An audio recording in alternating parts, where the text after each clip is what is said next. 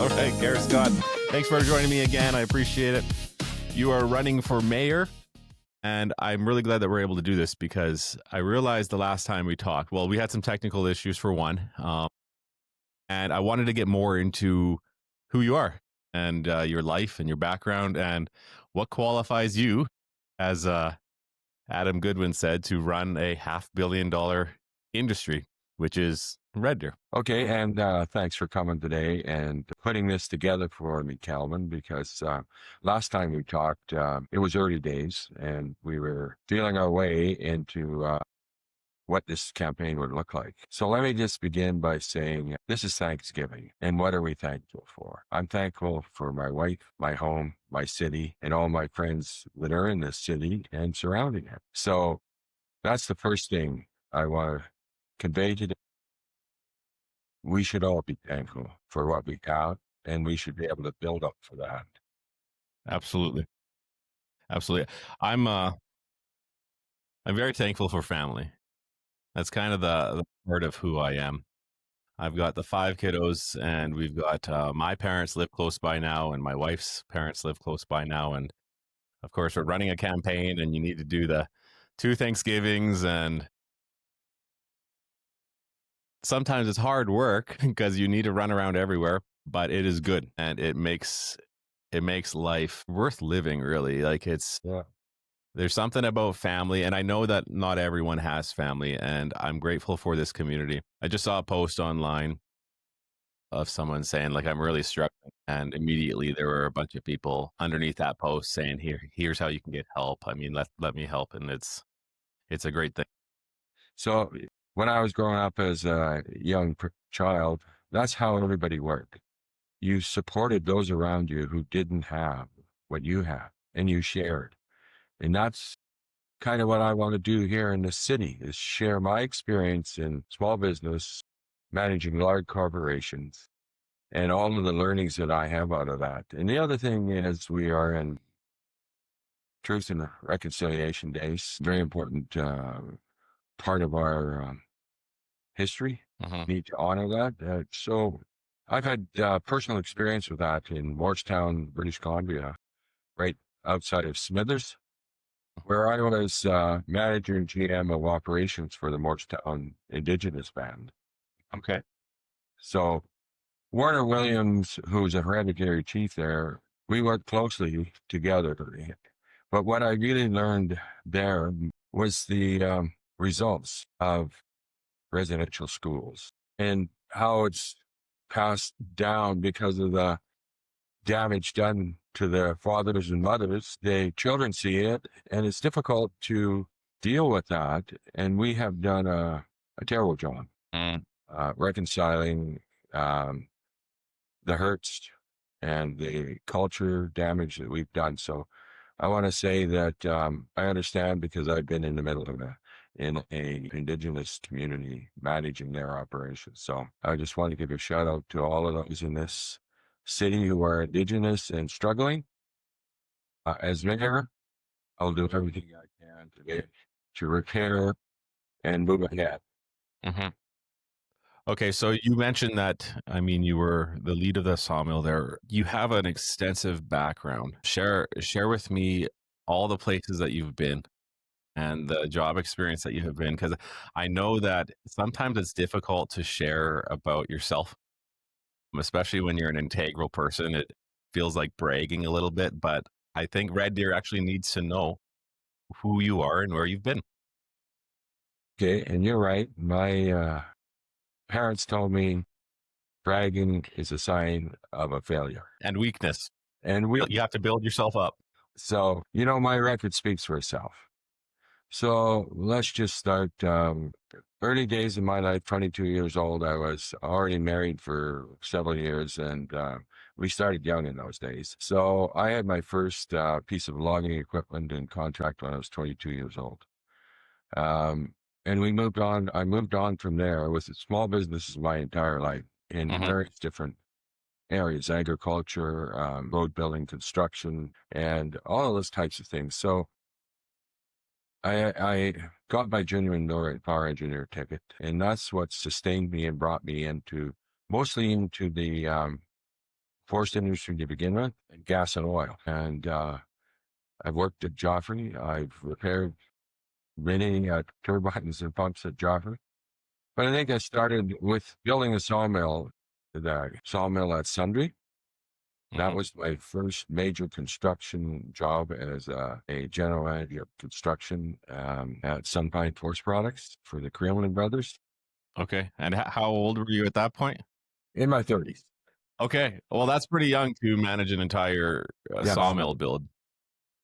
But I also learned from my parents that if you're going to move ahead in this world, you have to work hard and you have to take chances and risks. And I'm a risk taker, calculated. I understand that there has to be a plan with the risk, and you have to be able to execute the plan to the best of your ability. So I moved on from there into BC, and one of the largest operations in Golden at Evans Forest Products. I was at the Donaldville as the senior maintenance manager in construction. There was another area of learning on the job, as well as I learned how to manage larger budgets and people. So I moved up to the Morristown operation from there. And it was, that was probably the biggest learning curve of my life, was to see how the Indigenous people actually lived, worked, and were dealing with their past and the future. So I think that my learnings are that you have to work together, that you must look after your neighbors, that there's no other way when you're trying to further and retain a culture that's been taken from you. So from there, I moved to one of the largest operations in central British Columbia, Aspen Planers Sawmills. Okay. Where's that? It's in Merritt. Okay. As well as I had responsibility from Kamloops to Vancouver Island, where I was involved, and budgets were hundreds of millions of dollars. Assets were over billions. People, hundreds of employees, negotiated with unions there, IWA steelworkers. So I learned about the interaction between large unions, business, and how that works and how negotiations are done.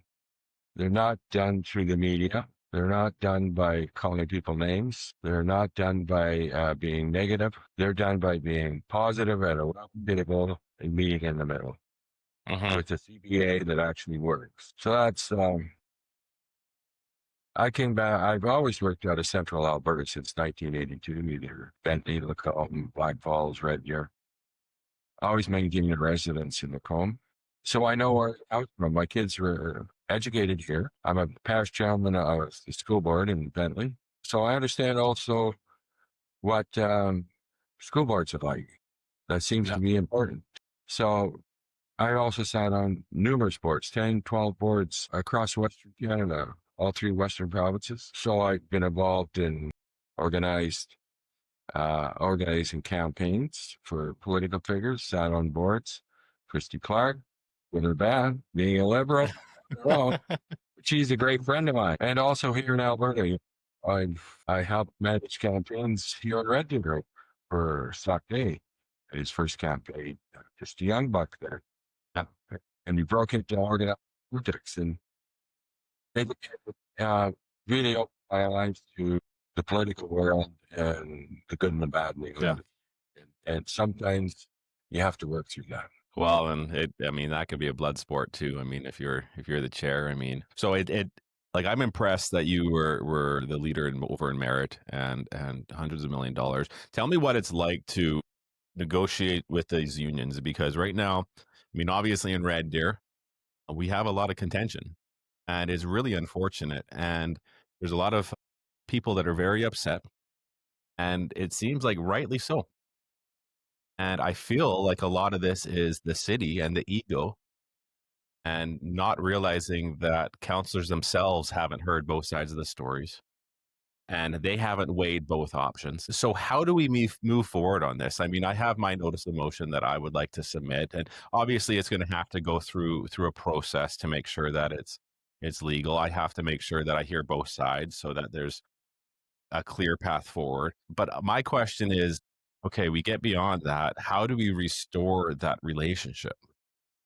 Because it's not just with council. I mean, we can have a council that loves to support that union, but we need administration to move forward. So, how will you, as mayor, be able to restore that relationship with administration? So, the first thing that people will tell me in council, you can't do that. I tell them, watch me.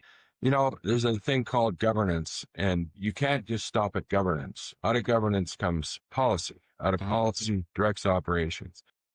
Policy is where city council has the opportunity to set the framework in detail of how they want to see this thing running.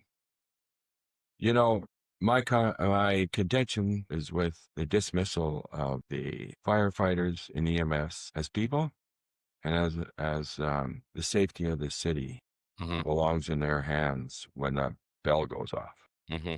It doesn't belong in the councilors or mayor or anyone else. It's their lives on the line. So we have equated that in some councilors' mind that that's $3 million off the budget. Well, if you would have staffed it properly, we wouldn't have $3 million of overtime. We would have safe, better protection.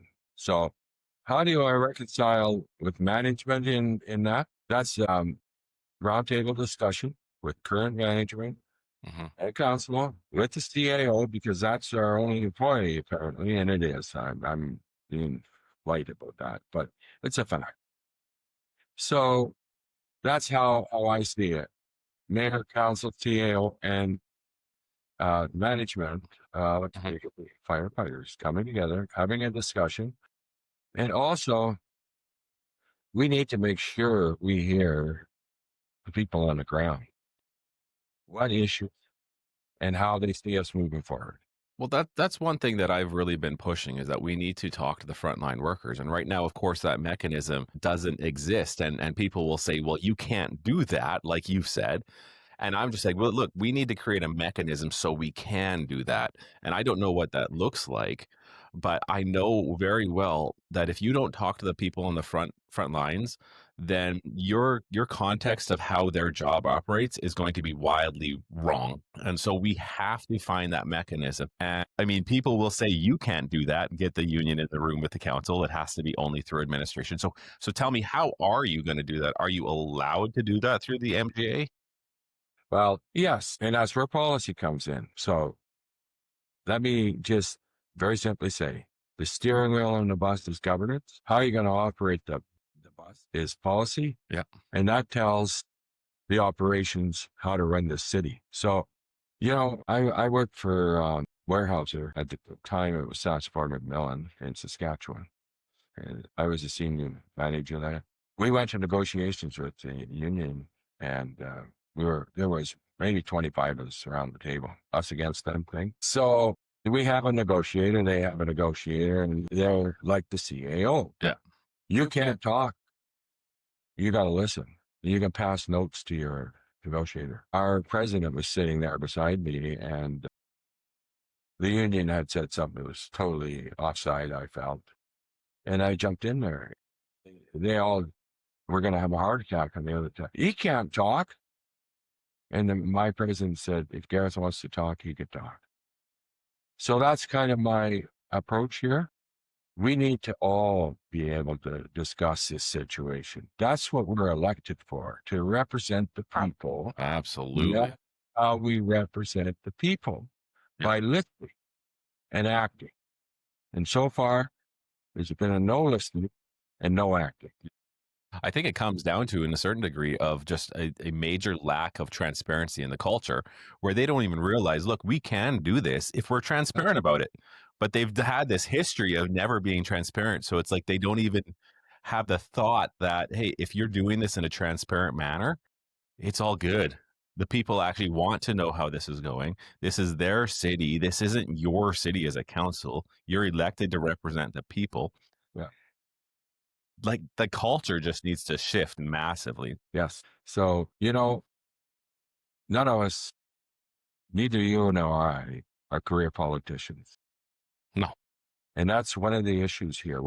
Because I've been involved with political campaigns for the last 35 years or more, I understand that when you get into that political arena as an elected MLA, MP, or in city council, there's a certain culture there. And you have to follow that culture.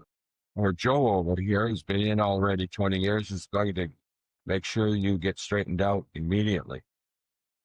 So when you come out of that culture and then you lose perspective of the citizen and what they want. You're always talking budgets or process or bylaws in this case, and you're back and forth.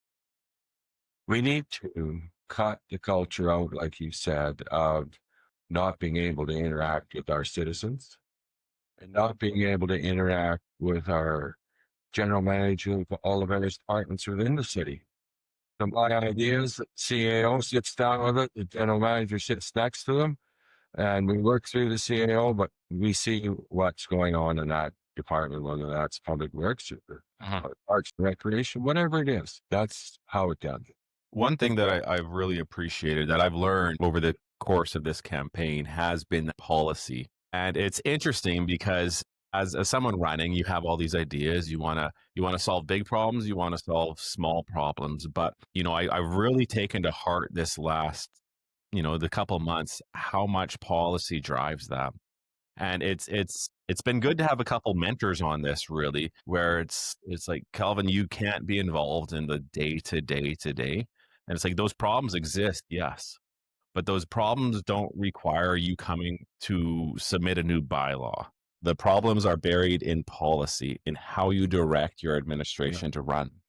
And that really opened my eyes to a new perspective, because this council, we should have short meetings. We shouldn't have 12-hour meetings that last 4 days, because we will get the policy right. We will finally open that policy book and say, no wonder things are messed up in Red Deer, because we've been telling administration to do their job wrong. And we need to fix that. And so I've really appreciated that. Another thing I've appreciated is the camaraderie between candidates. How most of this slate that is running right now are not career politicians, even in the least. We're regular people that go to work. We come home. We have the same issues with the city as the rest of the city. We want to make sure that the roads are cleared. We want to make sure that the grass is cut. We want to make sure our city is beautiful and livable, and a city where you can raise your kids in that's safe.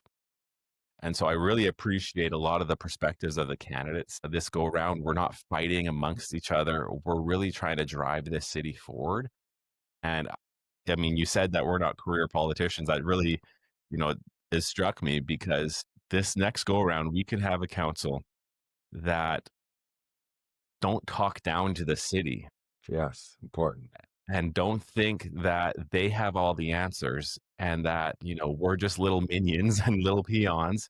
And if only we knew the other side, well, my goal would be to share that other side and then to follow the will of the people. And so I think that I'm really excited moving forward, because the city is going to change, and it's going to change for the better. Absolutely. The first biggest teacher in my life was my small businesses. You either lived or died at what you did. We never died. We came through COVID with two very vibrant businesses. We came out the other side just as vibrant. But my wife and I worked together and our son very hard to make sure that our employees all had a job, that we were prosperous. Sure, our revenue went down for a bit there, but it came right back up as soon as we could open the doors wider. So small business, when you've had that experience, you understand business. You understand big business then. And if you don't have that in your resume, then you got a hard job trying to tell administration how this should go. So going forward, I think that my business experience, both small and large, will bode well for all of us as a leader who wants to be transparent, be bold, and somewhat adventurous in some areas, because one of the most crucial things that I see very near future is housing.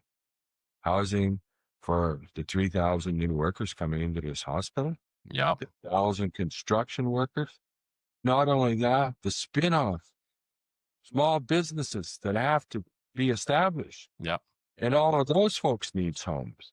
So we need to get to work immediately. And how we do that is through developers and builders. That isn't the city going out with the shovel and start digging holes. The city needs to cut the red tape, listen to the developers and builders and say, okay, we'll do this and do it now. We're not going to take 6 months for a permit and then say, oh, gee, you forgot box B. Go back for another 3 weeks. No, it's directly and easily outlined the changes, and you fill in the boxes. Take people like the Build organization, Chris.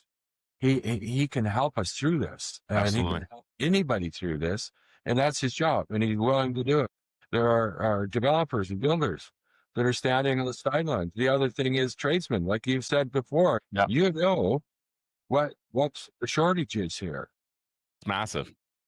RDP will produce a great volume of advice and expertise to help us do this as well. So what's your view on trades? What do we need to do?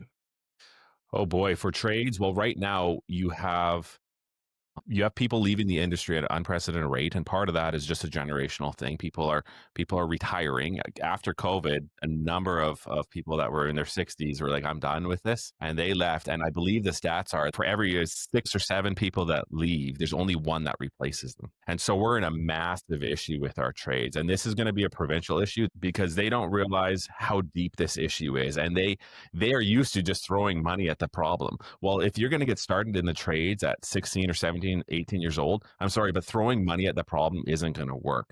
This is a educational thing.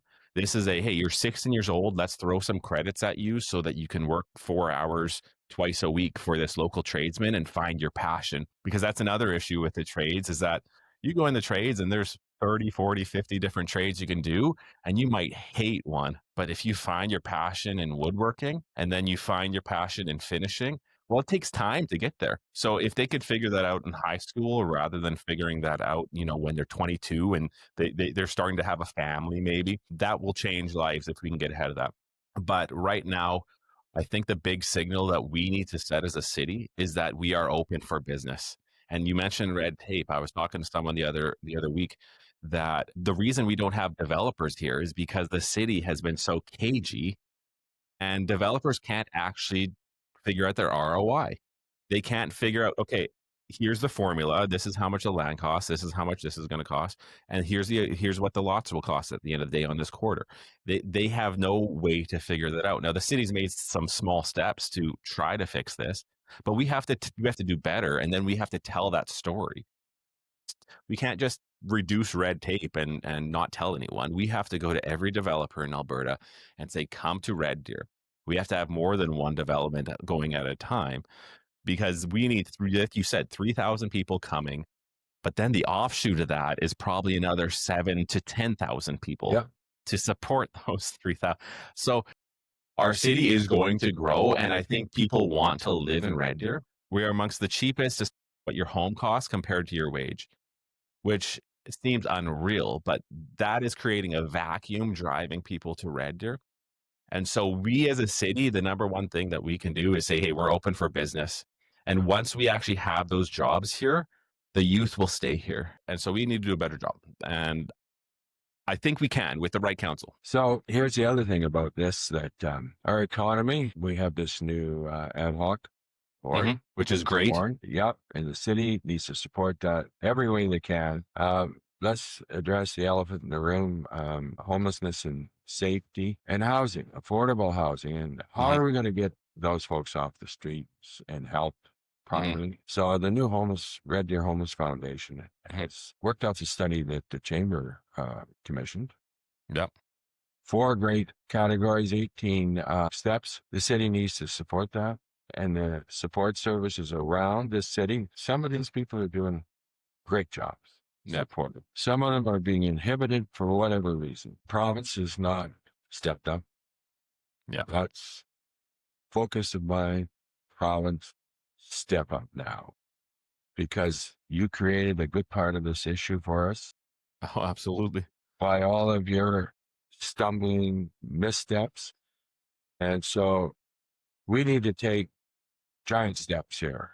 These folks who are on this board, they've studied the homeless issue in this city for a number of years, and they have a plan. The city was less than amiable when they seen the plan and did their own study, which sits on the shelf gathering dust for thousands of dollars. Anyway, affordable housing.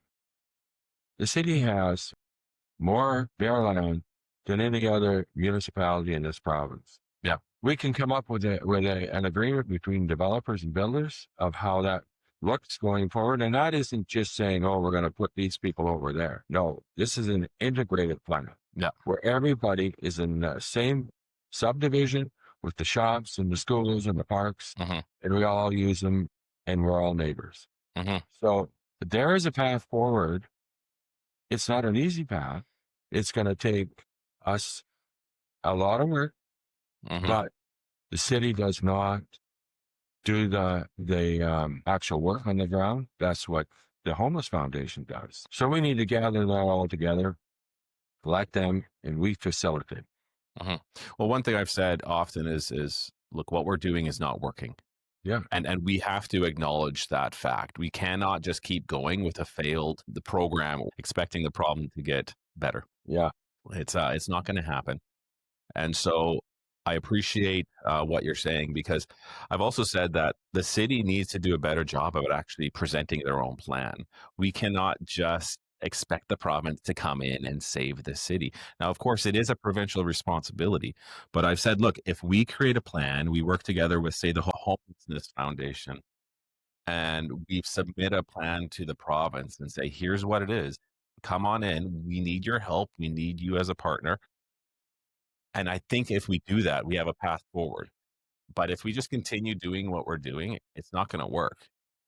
And so I appreciate these foundations, because they're doing a lot of the legwork for the city, and it is invaluable. Oh, it's invaluable. And they're the heavy lifters here.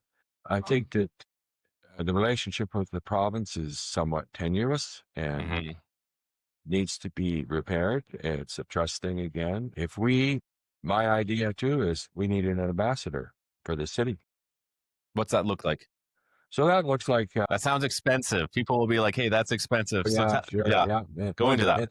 And all of the millions of dollars that we've wasted on bridges and golf course. Yeah, right.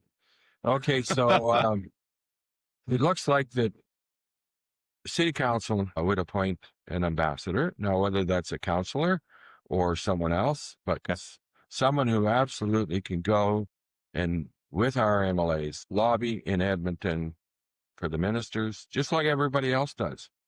We've lost our way in Central Alberta. Red Deer should be the hub and the engine of Central Alberta. Absolutely. But because we've had poor representation, poor leadership, we've lost much of our position in Alberta and much of the funding. Look at Lethbridge has come a long way. We need to take some examples from Calgary as well, and Edmonton. Look at what they do. They got hundreds of millions of dollars at their disposal. We don't. So we need smart, young people advocating for us with our MLAs in Edmonton on a scheduled basis. Now, you say that costs money. We pay councillors every day. I don't know what the wage even is. It doesn't matter. The growth of this city matters. Yeah.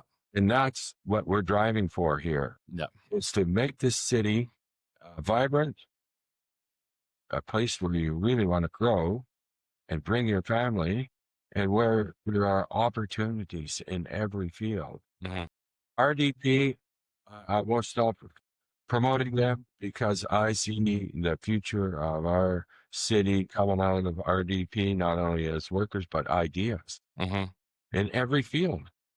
So let's give our youth and our inventors a chance to help us here. Yeah. Yeah. Well, and I mean, I mentioned that an ambassador will cost money, kind of tongue in cheek, right? Because of course, I know very well that if the situation downtown, especially if that continues, and those people don't find assistance or whatever's needed, there's going to be no business investment downtown, and we need that ad hoc committee um, to be able to work, and we have to remove those stumbling blocks because they're the ones that are going to drive the economic development in Red Deer, and they're the ones that they need the room to tell our story without those stumbling blocks. And so what we're doing right now, it's not working. I think an ambassador is a really interesting idea, and I think that the people of the city will appreciate that. I think they'll be on side. We have to tell the story and create the vision of what that would look like, of course. But it's something new. It's a new idea. And I think that's what people want. They don't want to repeat the same old mistakes. They need to see new ideas, and we need to move forward actually solving some of these problems. So that's my management style. I'm an inclusive manager. I give you the tools to do the job. I give you the training to do the job. And I tell you, here's the job. And these are the reporting. And that's the other thing about if there's an ambassador, it'll be an open mic in council report on how things are going and what we're looking for. Right now, like you and I, we really don't know what the workings is going on, what's been done behind closed doors at City Hall. So we're at a great disadvantage. So when our opponents who are current sitting councilors start talking, they're talking from a point of knowledge of what's going on behind the doors. We won't, but I do know business foundation, and I do know how business is supposed to go, and I do know how governance, policy, and operations work hand in hand. So when you tell me I can't do it, I say, watch me. Mm-hmm. So going forward, the homeless downtown, first of all, we need to treat them like human beings. We need to give them Yes. the same opportunity as anyone else that's in whatever situation they're in, and give them a path forward, give them hope, give them a home. My cousin and his partner died on these streets because nobody gave them the help they really needed. I had a grandson on the street as well. So I do know a bit about how that affects them, how that affects families, how that affects the city. We need to do a better job. We need to facilitate, fund where we can if that's what it needs, and not a whole bunch of money, more facilitating. Mm-hmm. The Homeless Foundation, the Ad Hoc Foundation, RDP, developers, so we can get to the bottom of this and get our resources going the right direction. And we need to stride giant steps here on this homeless business. Absolutely. And on the housing and on the trades. There's not enough seats, like you said, for these tradespeople. European countries have at a grade 10, I believe it is, you get to go out and work with employers. But I used to do it all the time as a manager through the co-op. We would have contests every year. Kids would write an essay about why do I want to work for you. That gets them involved. They get to see, like you said, do I like this or don't I like this? Yeah. Instead of sitting in school being miserable till grade 12 and they fail because they leave because it's just not them.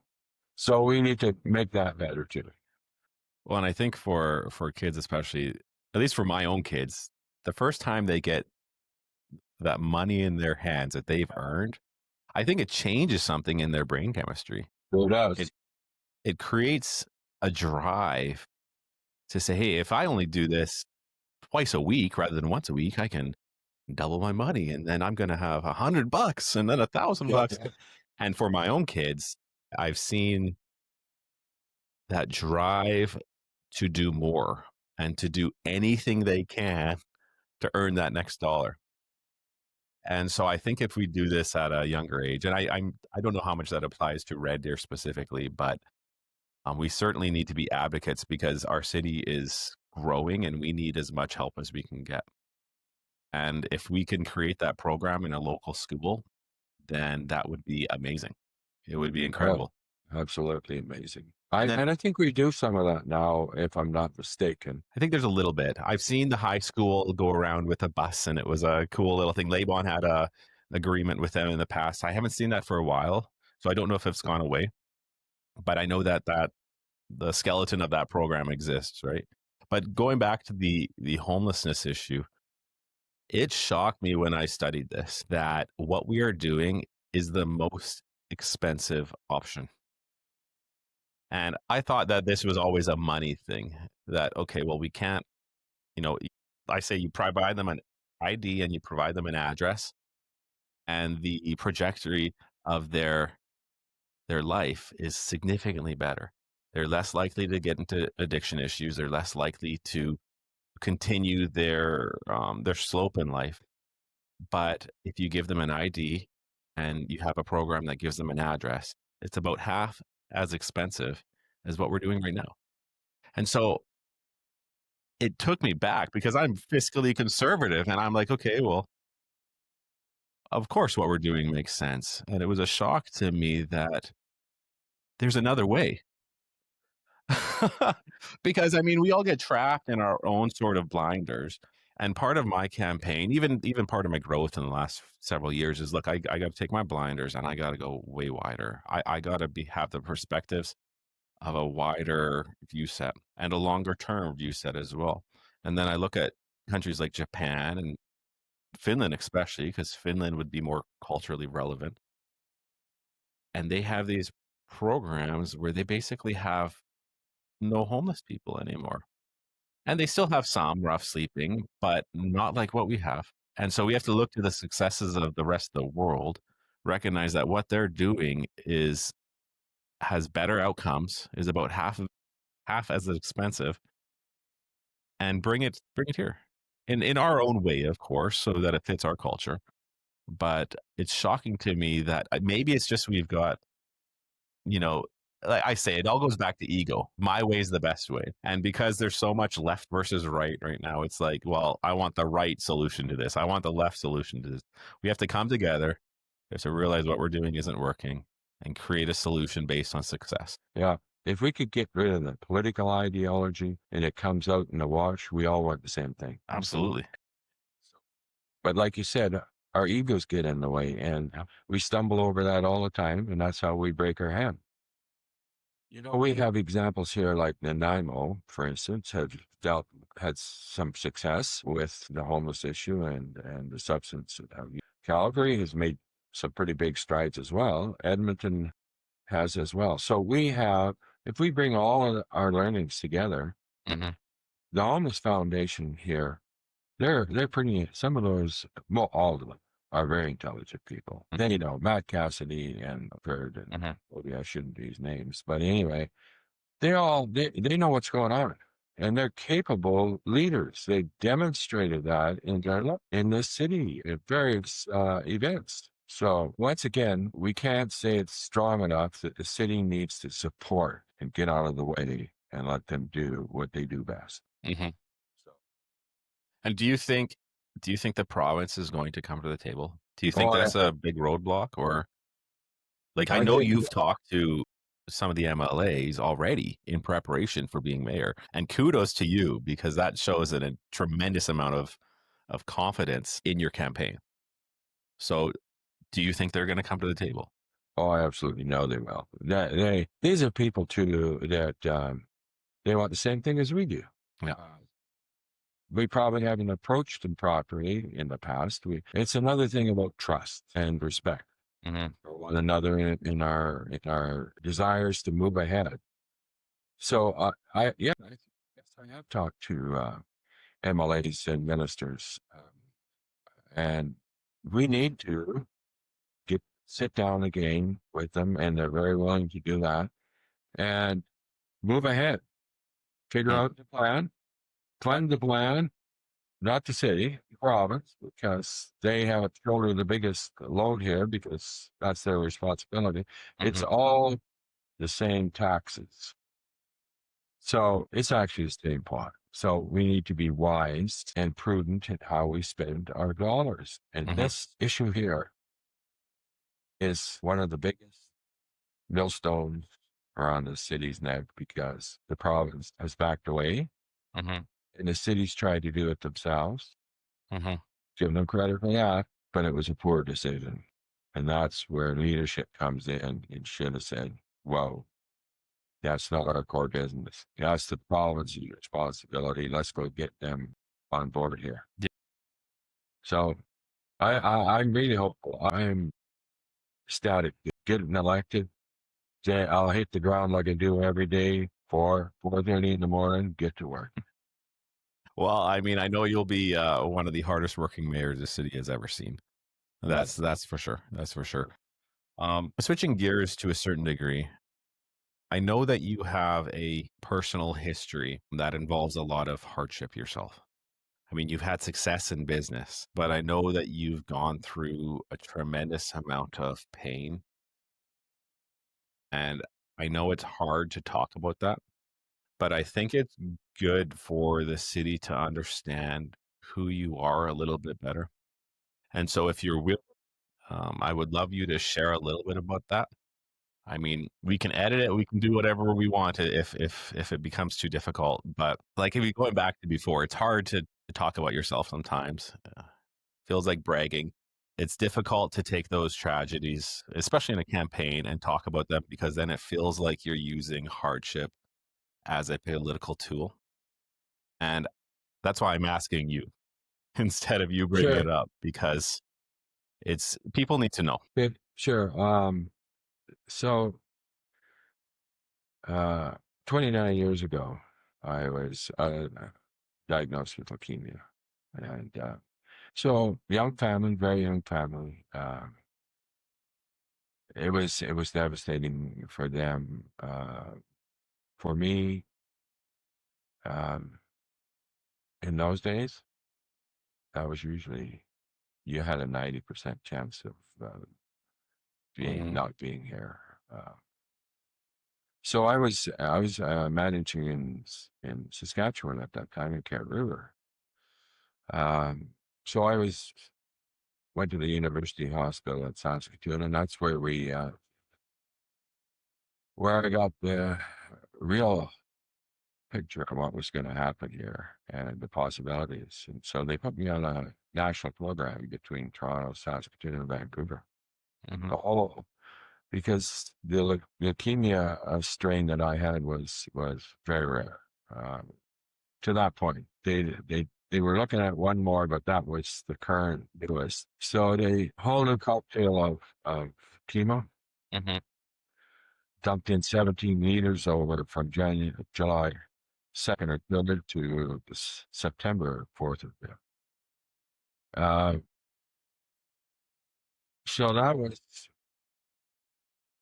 you know, I said it to the oncologist. I said it to the room the day that I went into the university hospital that I wasn't going to die. Mm, And what was the last day for chemo treatment? And I knew already that 21 days later, I was going to be producing good bone marrow. And so I said to them, I'll be back to work on October 4th. And they said, Gareth, you'll never work in a high stress management job ever again. If you even work at all, I'll be back to work on October 4th. I said, mhm. okay, good to be optimistic. We like that, positive. I was back to work on October 4th. Wow. So tragedy, we have to get up off the floor when it kicks us. And that's my philosophy in life. I lost a granddaughter at 14 years old here in Alberta from CF Mhm. because we couldn't get her stable enough or couldn't find her lung at the right time. And you think that the last thing she said to me was, I love you, Papa. So that was difficult. Here I am. I'm having a hard time. Yeah. So I was there the day. We had to cut the lifelines and wasn't easy, but with family, friends, and my faith, Mhm, who I have a strong faith in that my God will bring me through. So, mhm. all righty. I've come through a few things where tragedy has struck. My first wife passed at a young age. So, you know, I have a great wife now as well, Janet. Yeah, she's wonderful. Yeah, she's a real smart lady, nurse. Yeah. So that's how we get through life, is we all pull together, we all work together, we face tragedy, we overcome tragedy, and we come out the other side stronger. That's what has taught me the lessons in life, is my personal battle with death and disease. I appreciate so much my time at Morristown in the Indigenous community, where I learned um, a great deal about them. Here in Red Deer, the homeless situation and their plight. Um, Also, a small business here. Our small business is a small business community. Small businesses downtown who have lost everything, a life of hard work. And some of those are living hand to mouth now. And that shouldn't happen. That should never have happened. But because province didn't step up and a whole bunch of other things. So we have an opportunity here to change what has happened. We have an opportunity and an obligation to take our learnings from life, real life, and make them work in this city and take leadership that's transparent and focused on the citizens, not on our own egos. Well, thank you for sharing. It's those experiences in life, they, at least for my own life, when I've gone through things, they shape who you are. Yeah. And they shape your leadership perspectives as well. And I know sometimes it's, you want to, or you go in and you're a bulldog and you get everything done. And sometimes the perception can be that, oh, this guy's just ramming through everything without the care in the world, right? But recognizing the difficulty that you've gone through, and I mean, a lot of people have gone through that difficulty, but you own experiences, and that's difficult, especially losing a grandchild. I couldn't imagine. And we continue to have the fallout from that in different ways, but we're all we remember her in a positive way. Yeah. She was a fighter. She fought. She born with it, fought through it, and played soccer, loved baseball, did all kinds of things that she could, and beyond where she could too. And she suffered for that, but we learned from her too that tenacity and determination goes a long way to making your life better. And that's what she did right to the last. Okay. Well, we're going to shift into a positive gear. Okay. So I'm really excited for where this city is going. I am actually really thrilled because regardless of whether incumbents get elected or not, this city is going to have a big change on that council table. And I feel like it's going to be a very positive change on that council table. And so I would like to just talk about the little bit of the vision of the city as far as where we're going and try to get people excited. The other day I saw a working of a poster as far as putting at all entrances of the city, Red Deer, the tourism capital of Alberta. And that gets me excited because that brings people here, that brings life, that brings vibrancy. But we as a council need to create the atmosphere for that to happen. And so, what are you excited for as far as where the city is going to go?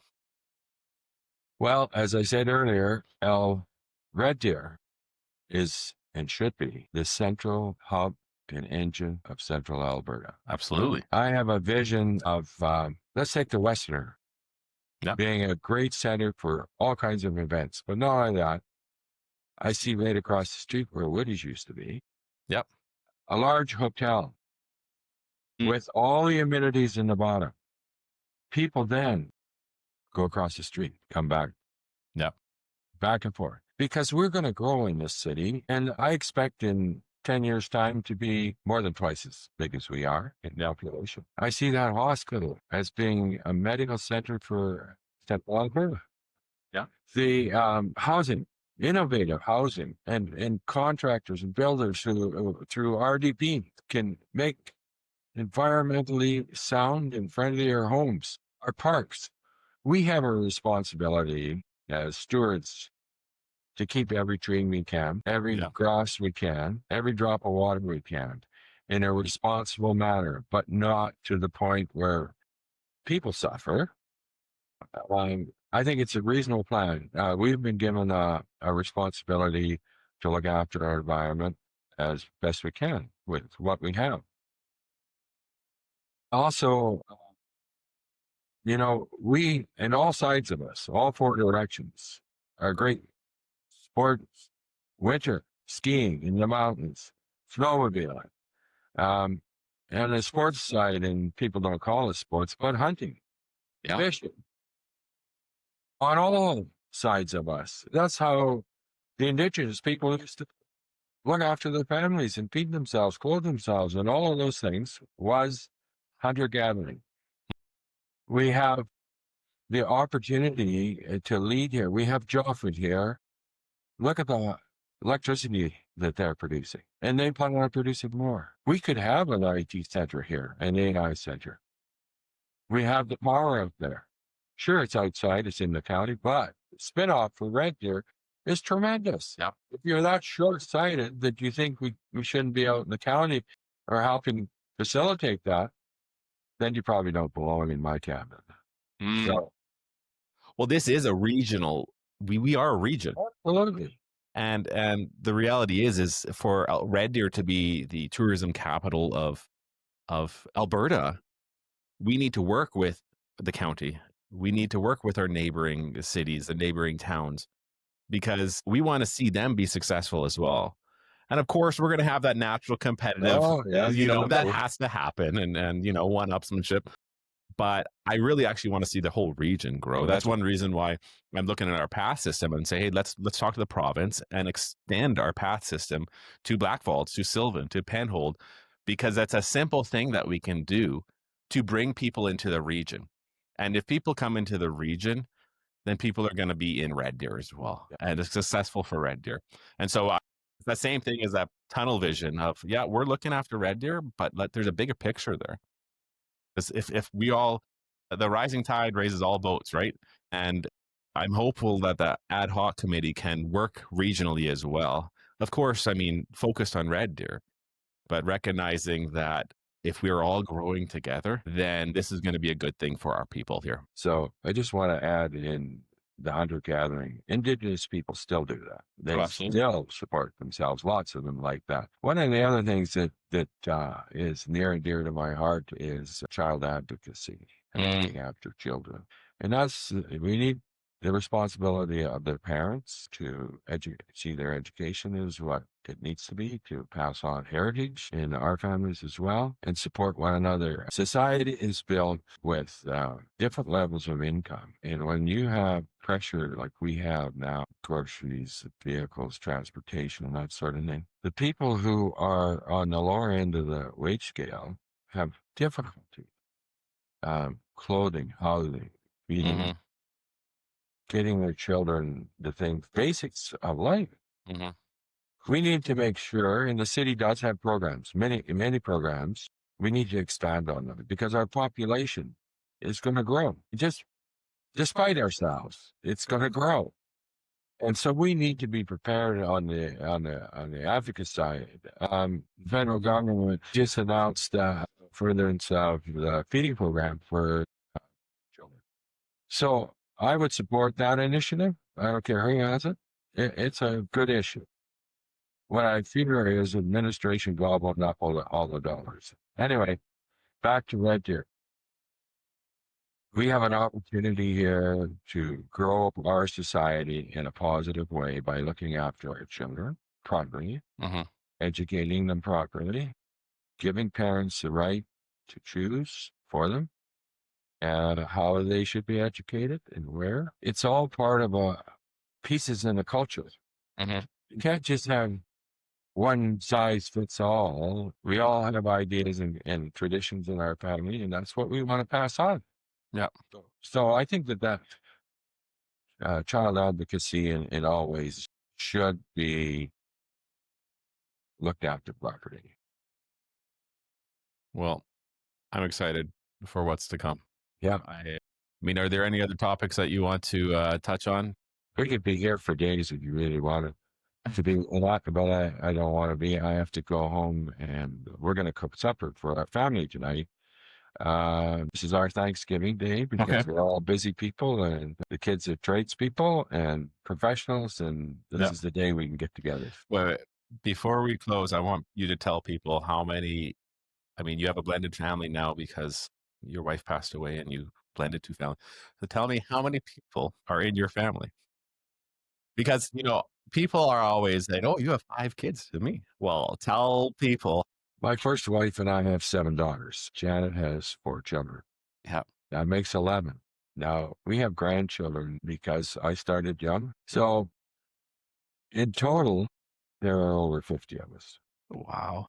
So, That's impressive. Congratulations. well, thank you. But it's very difficult. We won't get them all together today because this is going on, and we decided that we would have a smaller group today. Yeah. This year, unfortunately, but still, it's Thanksgiving. I look forward to it, and I look forward to everybody having a blessed year and be thankful. That's a great way to end. Well, happy Thanksgiving. Thank you. All right. We will call it an end, and make sure you get out and vote, everyone. Advance polls are from the 14th to the 18th. Election day is October 20th. I ask you vote for myself, Calvin Goulet-Jones. And of course, Gareth Scott is running for mayor. I thank him for joining me today. Have a happy Thanksgiving.